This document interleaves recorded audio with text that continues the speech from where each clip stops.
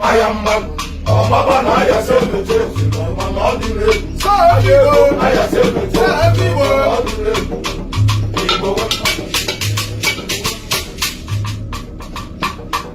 Igbo mother, Igbo mother. I don't know what's in our Igbo. Igbo